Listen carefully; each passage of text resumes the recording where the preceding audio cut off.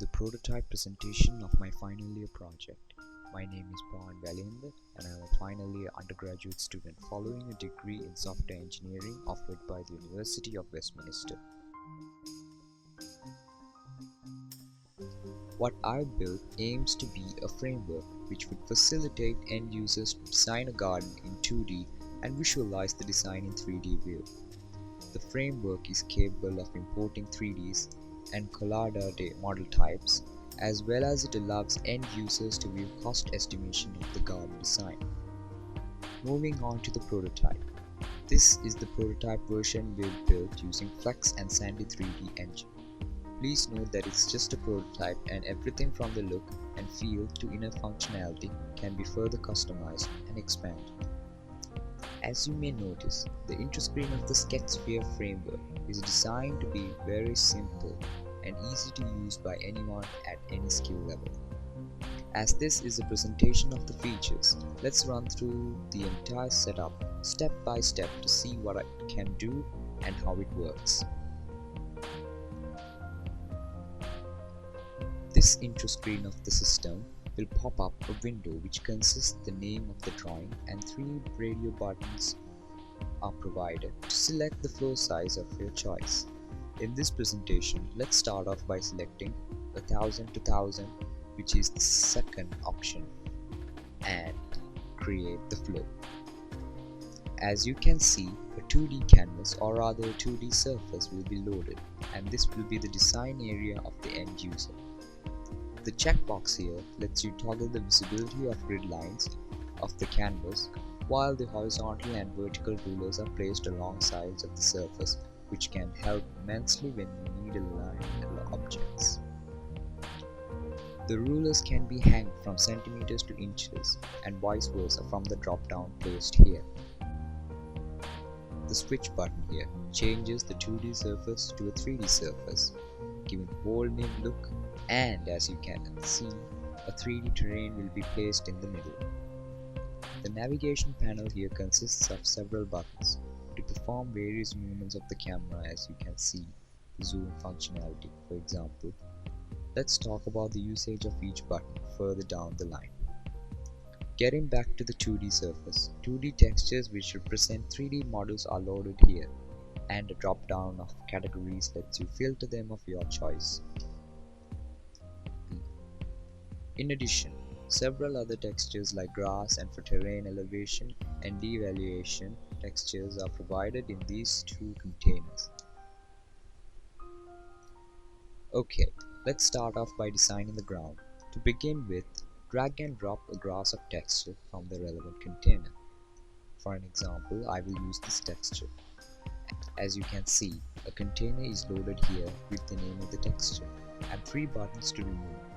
Bring the texture forward and backward respectively. We will show the user each button in a short while. Let's customize the texture by double-clicking on it. Here we will see a set of text boxes, change the width, height, x, y coordinates and the rotation. Let's change these values accordingly to see how it will be affected by the preview button.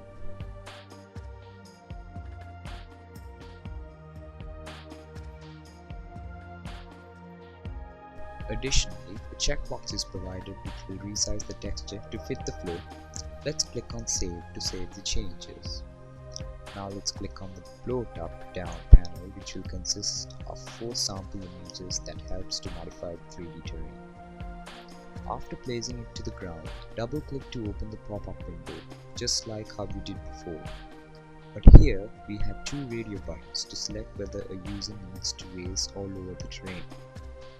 In the presentation, let's click on the Float Up button and adjust the sliders accordingly to change radius and the Z value, which represents the height of the terrain that should be raised.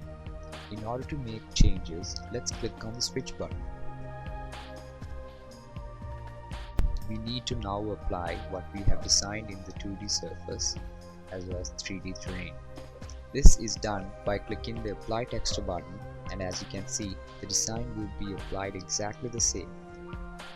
Now let's make modifications to the ground by raising it as we discussed before. Click on the Preview button to raise the terrain. As you can see, with the number of clicks, the terrain gets raised. If you need to resize the texture, you can simply do this by adjusting the height and width and by clicking this button once again. And if you need to reposition, all you need to do is move the texture around the 2D surface and click on the button. As you can see here, all what we have used to design the garden are placed here automatically. This way the user can keep track of what has been used in the garden. Let's make use of the three tools SketchSphere has developed on. First button will be the Draw Box tool. This tool essentially draws a box on the canvas, and by double-clicking the box you can perform these actions once again. What's unique about this tool is that you can adjust all border of the box or even change the color. Let's save this and move on to the Draw Circle tool, which is the second tool in the panel. This would draw a circle on the canvas, and while doing the same as discussed before, you can change the color, but additionally the radius of the circle can be changed by using this slider. As you can see here, you can bring the custom box forward the circle by clicking this button in the unique container or even taking it backward to place behind the circle.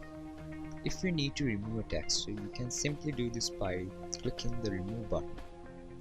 Let's draw two more circles on the 2D surface.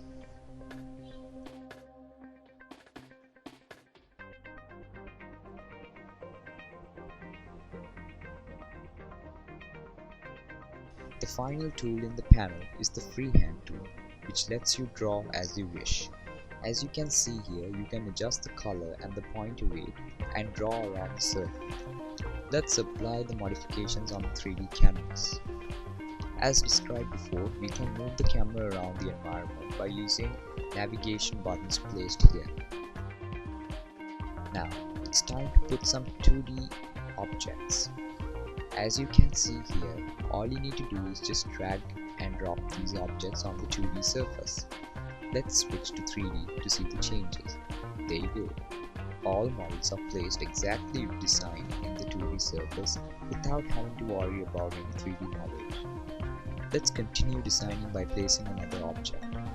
The terrain tab consists of several functionalities. First two are the same as we described before, the 3D terrain, elevation or evaluation.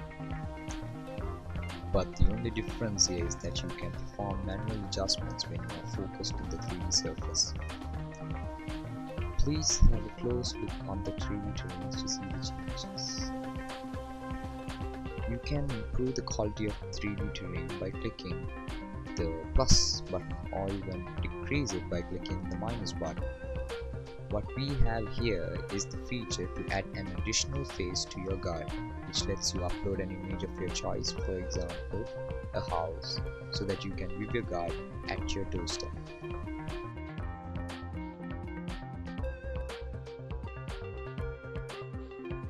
You can simply click the refresh button to load the image or even remove the face by clicking this button.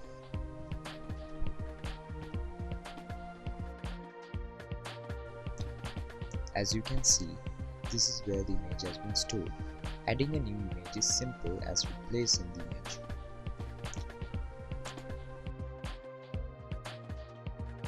If you want to remove the ground texture, you can do so by clicking the button here so that the wireframe mesh will be loaded. For this presentation, let's not change that. In order to give a quick look of the garden, a drop-down is provided with three different views, namely front, top, and left views. Let's check out the front view. Let's move on to some other functionalities of the SketchSphere.